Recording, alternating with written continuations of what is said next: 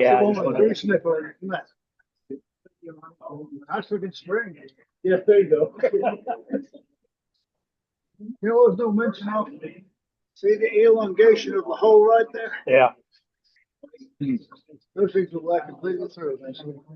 That's another problem with stronger springs. So you just load, put the stronger springs in, but you load up. Yeah. All the attachment Load going somewhere. Yeah. What material is that? I don't know. No springs. No weather springs. Might be. All right. You know if those. Let me. Not that those ones. They're probably not. No, I don't think those are magnesium. Probably the most of the magnesium pieces were like the trunnions and the. You ready? Yep, I'm ready. Go get him, Ken. Okay.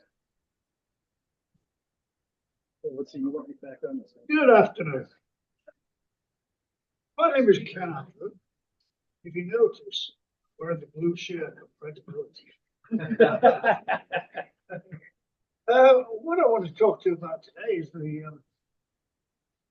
hydraulic pump, which I've over the last year or so shown a lot of interest in it. Mainly because I'm getting fed up of paying $3,500 for a few old things and getting back a piece of junk. So slowly I've learned that's the usual picture. And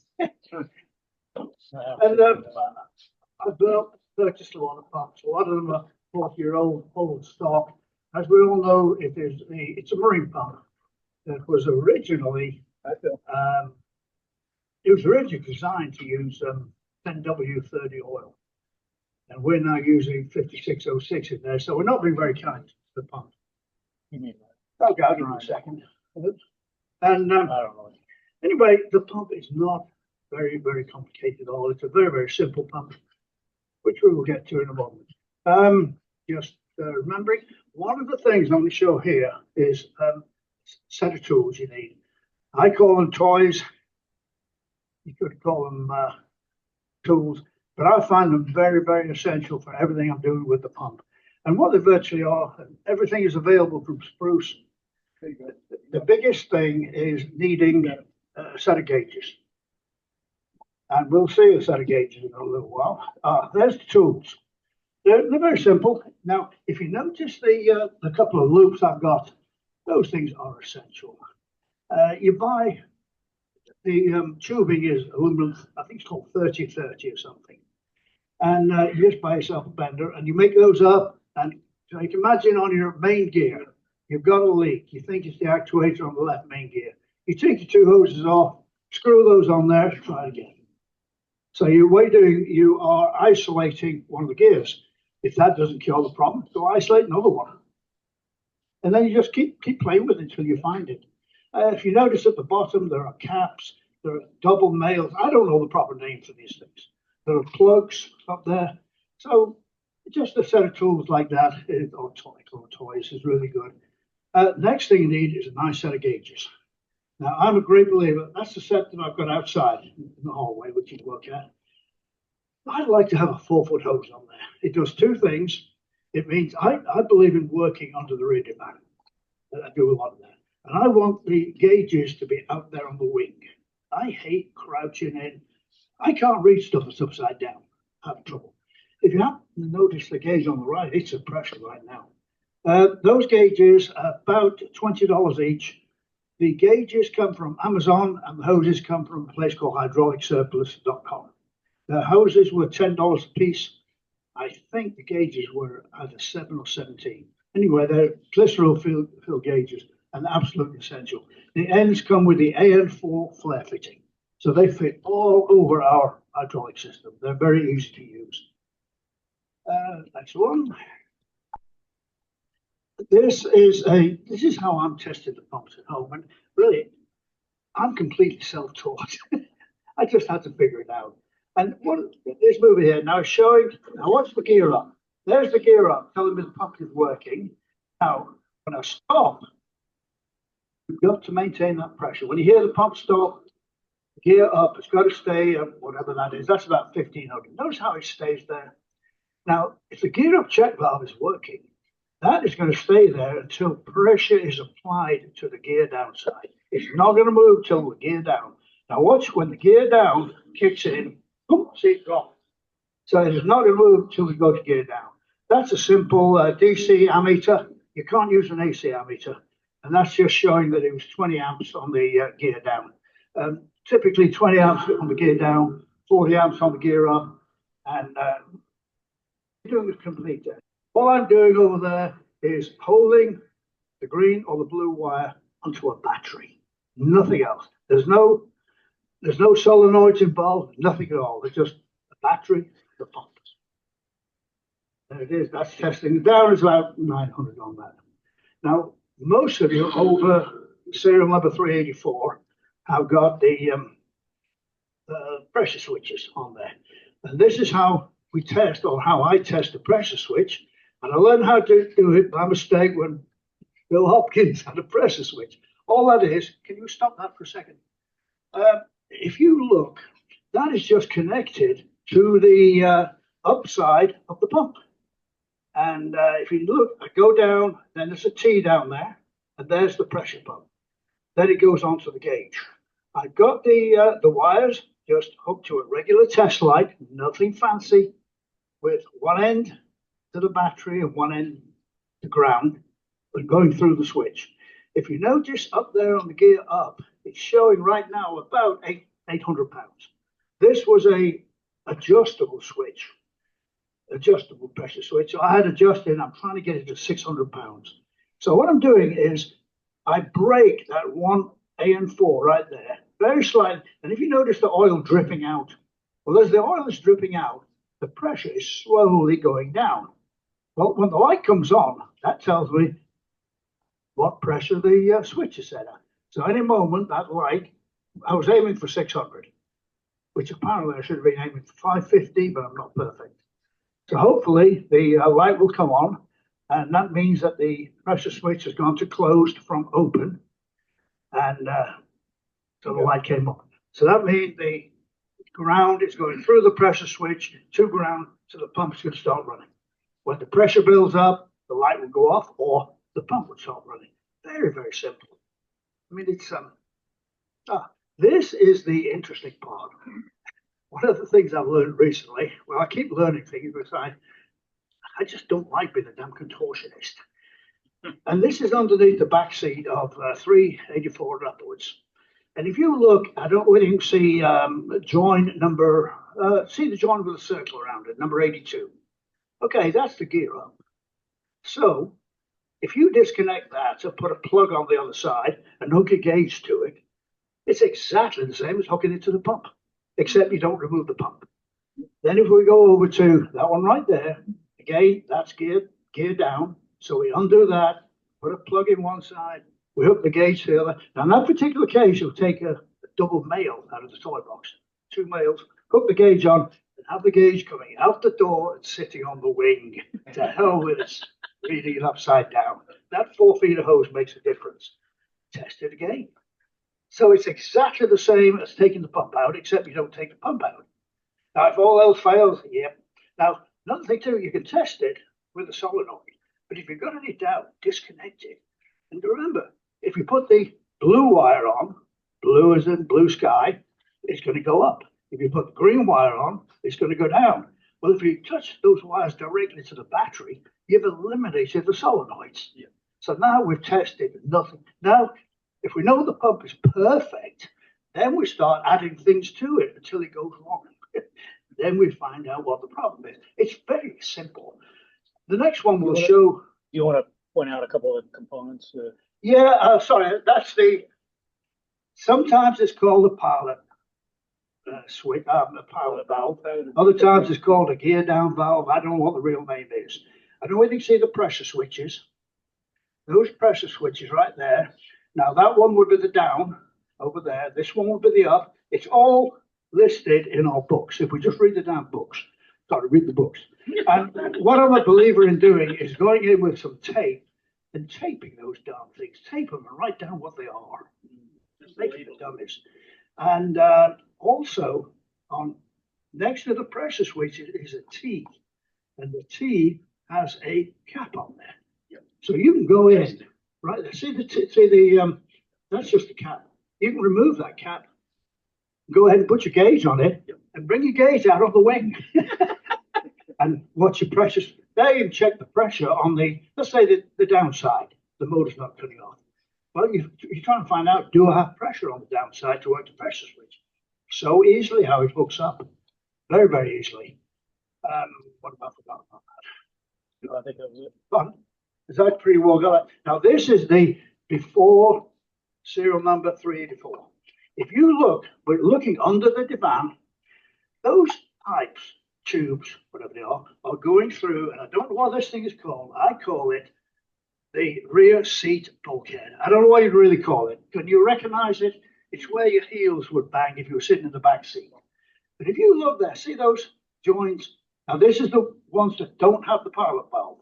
And coming back a little bit, okay, those are the same three. Gear up, gear down, and E-dump going directly to the pump. So you can break them right, disconnect them right there, put a plug on the other side, test your pump right there. Also, now the one coming from the E-dump, you could cap that and test whether your E-dump valve is leaking or not. There's so many ways to do it easily instead of removing things. I have never removed the E-dump valve, and I hope I never will. You don't. No. Again, we're just looking at the same thing. You're all familiar with under the rear divan. This is rather interesting. If you think about it, when your electric motor wears out a set of brushes, that carbon and graphite has to go somewhere. And due to the extreme gravitational forces we have in this part of the world, they go downwards. And that is the graphite that is down inside the reservoir. That is your actual pump right there. The funny part about it, this is something kind of new to me. It does not mix with the 5606. It's like oil and water. And you can kind of pour off the oil very carefully, wipe that off with a paper towel. So I don't know whether it does any harm. I don't know a thing about it, but I know it doesn't look very nice. Okay, the next one, that's the dreaded gear up check valve. That's the one that Phil makes. Does a beautiful job. That is an older version. He's on to revision A right now. That is a slightly older one. I would estimate 95% of pump failures are that very thing. And we know its purpose. It is when you bring the gear up, it holds the gear up. So if the gear starts leaking down, it's the gear up check valve is leaking. Well, a good chance it is, good chance. But until you test the pump like we did a few minutes ago, you don't know. It could be something else. But that's the first. If the pump is bad, that's what it's going to be. And it is a real bugger to put in. If you notice there's roll pins. There's a roll pin goes through. When you get a new one, you have to drill it. The big problem I run into is when you're pushing the roll pin in, where those holes are, sorry, when you're pushing the gear up check valve in, when you're passing the holes where the roll pin runs through, it will cut the O-ring. On that particular one, I put a slot in the back end, trying to rotate it as I put it in with a screwdriver. It still didn't help. I've got a publication from Piper where they tell you how to do it, and it's unbelievable. They tell you to take a certain size of lead shot, and you put the thing in backwards so that the O-ring doesn't go in there, and you pack lead shot in both holes from the outside, and really pack them in tight. Then you pull the valve out, turn it around, and put it in, and the O-ring slides past that lead shot. I have not tried it. I have one thing which I haven't tried yet, which I think will work. The actual gear up check valve is 3 thou smaller than the hole. And I've come across some tape. I forgot what it's called now. Somebody told me the correct name for it.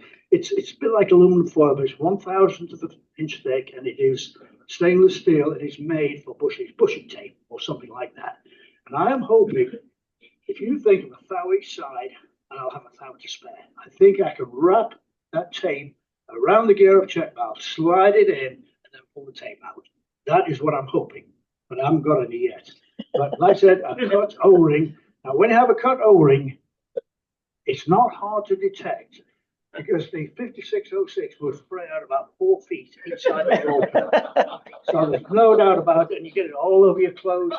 It's, and I'll tell you that the new ones from Phil, they're fantastic. They work great if you can get them in without cutting the O-ring. Oh, behind obviously, whenever you change the gear check valve, you go ahead and there's a shuttle valve behind it. You go ahead and change the O-ring in there. And it's not a big job. You got 1, 2, 3 O-rings to change. And then when you put the base back on, there's 4 O-rings there. And it's not a hard job at all. It just takes time. Yeah. Ken, for the new owners, if your gear starts to droop, pump comes on, you'll hear it run every few minutes. Don't immediately assume that it's the gear. No. The first thing you assume are actuators because they're much easier to check. Yes. Okay. Check the easy Pump things stuff is first. last on the list. Check the easy things first, definitely. You want to talk about one note, something else. You want to talk about the And that's in the checklist, troubleshooting command guide? If you haven't read the troubleshooting guide, make sure you keep it. You always do the easy. Now, sometimes if you go to an A&B, you don't throw money at these things. No. That's the last thing you want to do is throw money. Unless you give 10-cent O-ring, maybe. That's small money. Yeah. Do you consider taking the PDF from your guide and your PDF on the pump and putting them in one document? The companions to each other that really both help. Yeah, the one on the pump needs proofreading and a few. Yeah, afterwards, yes, yeah. But the thing is, we're still learning. Yeah. Hey, Ken. Hey, Ken. Phil's on here. Yeah, really quick, just Ken's giving you more information than most A&P and IAs have. So they don't know a lot about this pump. They know very little about even troubleshooting the system. So what's being put out here is far more than the average AP or IA has in his knowledge bag. Yeah. For troubleshooting. Actually, it's rather funny because I always do older assisted animals. And I haven't had to pay an IA in about 5 years. Because I help them so much during the year on command stuff. But it comes to okay, what are we up to, Don? Your warnings next. Oh, this is the inside of the pump. I'm going over there. I'll take it to pieces in a few minutes when we go out there. It is so simple. You can see the 4. Now I haven't come up with names for these different things. I'm just going to call that the round pump body. The only moving parts are those 2. And you can see by the size of my film how small they are. And you see the oval hole. That is where the end of the armature shaft goes through. Now, it's pretty simple. That one. There. To the left, it drives the other one, which is the driven, the slave, you might say. Now, the oil, everybody looks at it the wrong way. They think the oil goes between the 2, and it doesn't. It goes around the outside. Because there's a hole, there's gaps around the outside. There's no gaps through the middle. So it goes from one side to the other. You reverse the motor, and it goes the opposite way. You're looking at your ball bearings. Very, very simple here. 930 seconds, 930 seconds, 730 seconds, and 530 seconds. If you know that, that's all there is to it. There are springs underneath, which obviously they're not hard to do. If you look to the very, very top, to the right, what goes into that hole on the spring, that's a little bit difficult. Up there is the thermal overload, I think. It's supposed to release the pressure if you leave your commander out in the sun. I don't know if it works or not. That is kind of hard to get, so I take the spring out, put it on there with some frozen grease, and then I just put the 2 together. Very, very simple. I said 2 moving parts, that's all. Okay, ball bearing. Those are called seats. I can't think of a better name for them. I'm still learning on that. If I get one leaking, I try pinging with a funny little set of things I've got, and also I'm working on. You're talking about the yes, right there. I'm also trying to lap them. What I'm trying to do, and I'm sure some of you have done this, is to get the correct size ball bearing. Somehow fasten it to a welding rod and then lap it just like you lap valves with carbon paste. And all I'm doing is straightening seal. But most of the time, it's not a problem. Not a problem at all. The hard around the edge is the seal. Oh, that's really funny. The first one I acquired, I think I paid something like $35 for it, and it was a 40-year-old one in a very nice package. Now I've got them sourced. I've got hundreds of them, but sometimes finding the first item is the hardest.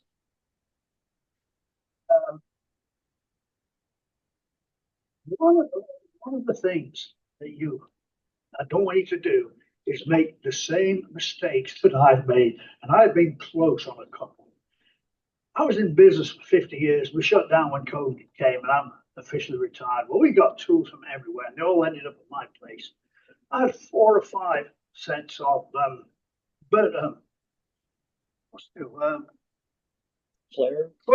flaring tools. What I didn't know was that all the flaring tools I had were 45-degree flares.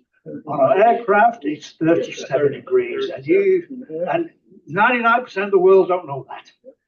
So you've got to take all your flaring. I'm not saying throw them away, but put them away and buy one special flaring tool for aircraft. Another mistake I made, if you look at the tubing, I bought it from Spruce, and it was very inexpensive, but it's something like 30-30. I forget the exact number, but you're not allowed to use it on certified aircraft. I didn't know that. But luckily, I'm just using it for for test equipment, so it doesn't matter. For the certified airplanes, you've got to use something like 60-60. And another thing we experienced, some of these flaring tools are very, very difficult to get in tight places. My old flaring tools, the 45s, had some nice small ones. The 37-degree flaring tools, for some reason, seem to be a lot bigger. They're just not sometimes we have to improvise. Again, that's all the other tools. Another thing, when I'm putting those things on the end of the tubing, it's not a bad idea to make a few of those just to practice doing it first. Yes. And now a lot of people talk about double flare, which is something on automobiles. I've never heard of a double flare on an airplane. Don't know what it is. I'm sure some of you know what it is. All I know is the basics. One of the greatest investments is there's a book. It's an FAA book, but Spruce sell it. It's something like Accepted Practices for AMPs and all that. Do you know what that book is called? Isn't it? Is it 49 something or other? It's 43 dash something other. Yeah, but those are accepted. Accepted. Yeah, it's well worth getting. I got that after I made the mistake on the tubing. I'm so dumb. I mean, I know so little that there's very important things that I don't know. Okay, we got any more? So, that's why it's any questions. Yeah. Anybody got anything? Just to mention all the stuff you have out Oh, there. yeah. You know, after On the table, there's one pump. I'm going to just go ahead and take it apart if anybody wants to watch me. The actual pump itself, not the reservoir. I've got all the bits out there. We've got Phil's pump here. Phil's going to come in and say something about it. Yeah. Okay. Phil's going to give some words about that. Yeah, afterwards, come out and got all the stuff out there. Come out and play with it. It's fine. Sorry? I'm going to explain to them what we do with that 3745. I reached there to the get valve throughout. So his flaring tool 37 would fit. We had a very small 45, so I partially started with flaring 45 and then torqued into a 37 degree and mp4 fitting. And so you're in a situation you can't get flaring tool in there. You start with 45 and then use the actual mp4 fitting itself. Completely I would have told anybody that. Yeah, Pete. You haven't taken yours out, you're gonna have to set an offset box end wrench. They get 3 of them in a little box, give them on You talking about the pump? you have to take it out the first time. Get a powered mini ratchet. You will Yeah. thank yourself. Yeah. It's a little bitty guy. Break them loose, but, you get the, box end, or offset on the box end. Oh.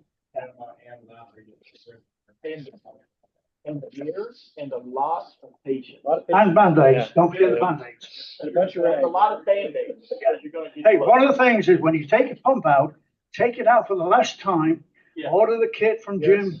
Yes. and put it back without, you put one on you, Bill. You like the kit? I did. Oh, yes. And the book is 4313. Is what? 43-13. 43 dash, hey, it's kind of book you put in the bathroom and read occasionally, but it's full of information. It's a good book. Yeah, very good book. Let's say we mentioned Jim's kit, which absolutely recommend Jim's kit. Although I haven't put it in yet. Mine sits in the hangar, Murphy's Law. Yeah. When I have to take the pump out, it will go back in with Jim's kit. That's absolutely sure. One of the things to make a pump, if you carry a spare one, you don't need it, do you? Yeah, that's usually what happens. It's like carrying an umbrella. Yep. Yeah. Any more questions before we get Phil on here? I'll be outside. If anybody has any questions, we'll play with some stuff. Thanks, Ken. Right, we're ready for Phil. All right. Thank you, Ken.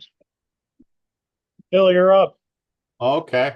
I guess I can talk about this pump a little bit. Most of you know that it was designed to replace the Prestolite 50051 and 006 pumps because of the cost for overhaul and the fact that they haven't made new parts for those pumps in about 40 years. So what you're getting is somebody's core, the best parts out of the cores put into your pump and then bench tested. If it patches the bench test, it's on its way to you. Most of the pumps have been lasting between, I'd say, 12 months and 36 months, depending upon the usage.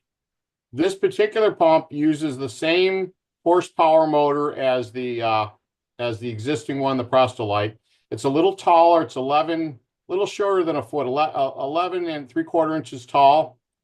It's 6 inches wide and 5 1/4 inches deep. So it fits in the same physical footprint as your existing Prestolite pump. It has a bracket on the back. I don't know if you can see it up on the bench there, but it's an aluminum L bracket. It's 1/4 inch thick.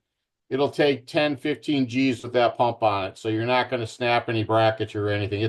It's very robust. The weight of this unit is 9.9 pounds empty. So it's about a pound heavier than your existing Prestolites, but I